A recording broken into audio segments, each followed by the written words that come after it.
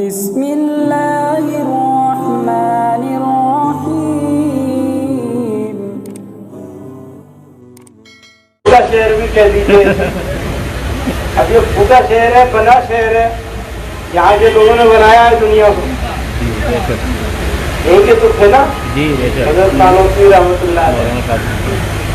तो ये अभी हम लोग देवबंद से आ रहे हैं, कल ऋषिकेश में थे और कल दिन भर में 13 प्रोग्राम हुए, आज भी ऐसे ही 12-13 प्रोग्राम है। करना क्या चाहते हैं, किस काम के लिए निकले हैं एक साथ इकट्ठे? इंसान की जिंदगी के लिए 3 चीजों की जरूरत होती है। अब यहाँ अच्छी बात यह है कि हमारे जिले के जिलाधिकारी डीएम साहब भी मौजूद हैं, तो ये आप लोगों के लिए और डबल है मामला। कुछ आप लोग करना चाहेंगे, करवाना चाहेंगे, तो आज बहुत अच्छा मौका है आपके लिए। तो मैं आप लोगों को भी खुशामदीद कहना चाहता हूँ, स्वामी जी को भी और डीएम साहब को भी। इंसान की जिंदगी के लिए 3 चीजों की जरूरत है। सबसे जरूरी चीज हवा होती है, जिसके जरिए ऑक्सीजन जाती है। हम सांस लेते हैं, फेफड़े के जरिए सांस जाती है और फिर खून में, और खून के जरिए जिस्म के हर हिस्से में। इंसान जो बनाया गया है वो मुख्तलिफ जर्रों से बनाया है।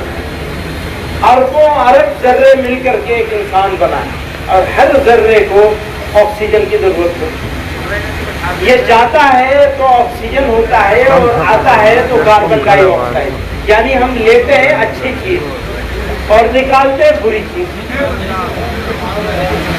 अब उस बुरी चीज को अच्छी चीज में कौन सी चीज है जो तब्दील करेगी?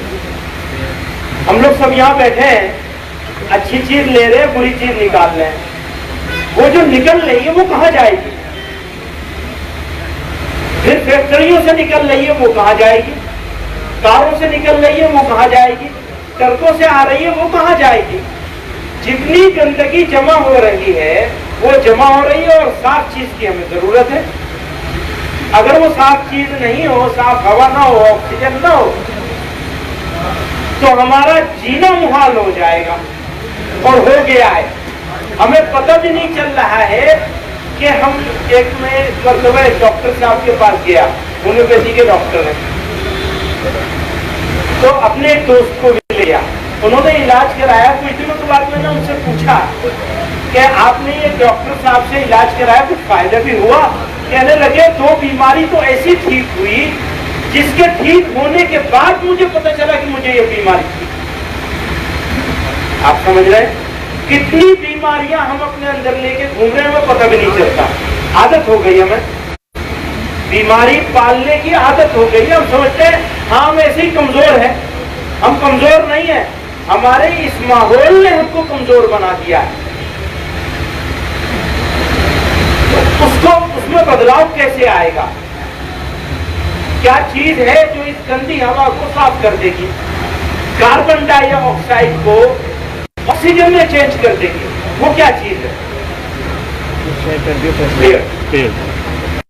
इंसान का और पेड़ का रिश्ता जो है वो ऐसे ही है जैसे लाजिम और मजूम।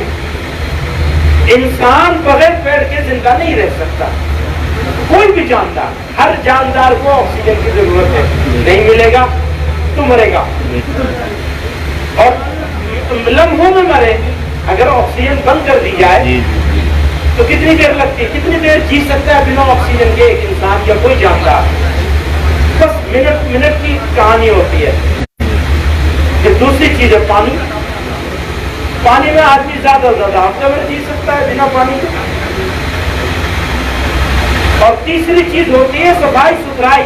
हो जाएंगे और फिर ये नानोका में तो आप लोग यहाँ जिम्मेदार लोग काफी तादाद में मौजूद हैं। अगर आप नियत कर ले हर गांव का आदमी कि हर आदमी इस सीजन में 11 पेड़ लगाएगा और उन्हें चलाएगा भी, कर सकते हैं? बड़ा मुश्किल काम बता दिया। मुश्किल है यार अपनी डोल के ऊपर 11 नहीं 110 लगा सकते हो। अच्छा डोल पे कुछ बिगड़ता नहीं है। किसी ने कहा डोल पर तुम नीम लगाने की बात कर रहे हो, स्वामी जी 1 मिनट और ले लूँ ना? जल्दी हम लोग, इनको भी जल्दी है, हमें भी जल्दी है, हमारे बहुत सारे काम बाकी है। ऐसा हुआ किसी जगह में किसी दोस्त के साथ बैठा था, कितना अच्छा खूबसूरत तुम्हारा ये खेत है, इसमें डोल पर तुम चारों तरफ अगर कुछ कुछ पेड़ लगा लो, मसलन बेल, पत्थर बेल के पेड़ लगा लो। आज की तारीख में पत्थर बेल बेहतरीन रेट दे के जा रही है। अच्छा, नीम लगा लो, नीम से तो कोई फल नहीं मिलेगा, तो कह ले वो तो साया, जितनी जगह पे उसका साया पड़ेगा दरख्त का, इतनी जगह पे हमारी फसल भी नहीं होगी।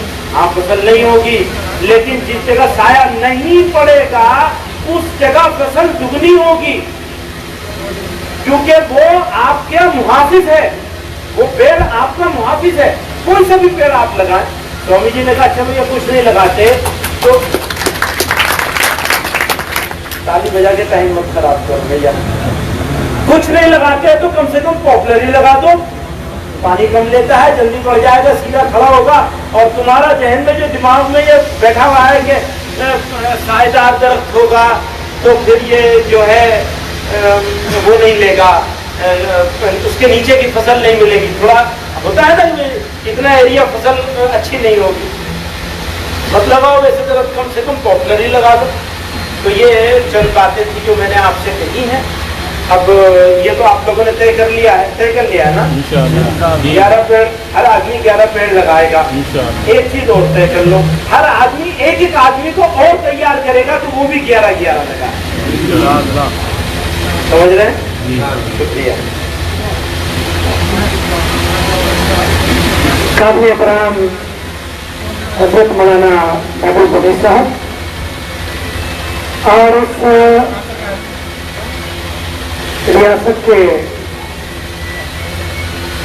आप लोगों को रियासत ही है, लेकिन भैया DM, CM, PM 3 ही होते हैं, बाकी सब साथ देने वाले होते हैं। सही कह दिया, बाकी तो सब इस सदर के, इस रियासत के सदर ही एक किस्म से हैं और ये बहुत ही मजबूत हैं, जिम्मेदार भी हैं, जवाबदेह भी हैं, अपने जिले के लिए नहीं बल्कि लोगों के जीवन में जो भी जरूरी है उस सबके लिए भी ये जिम्मेदार और जवाबदेह दोनों हैं। और अपने आप में एक ऐसे इंसान हैं जिन्होंने धर्मों की दीवारों से ऊपर उठकर, मजहब की दीवारों से ऊपर उठकर लोगों के दिलों को बदला है, लोगों के जीवन को बदलने का प्रयास किया है। ऐसे हमारे सहारनपुर के जिलाधिकारी श्री आलोक कुमार पांडे।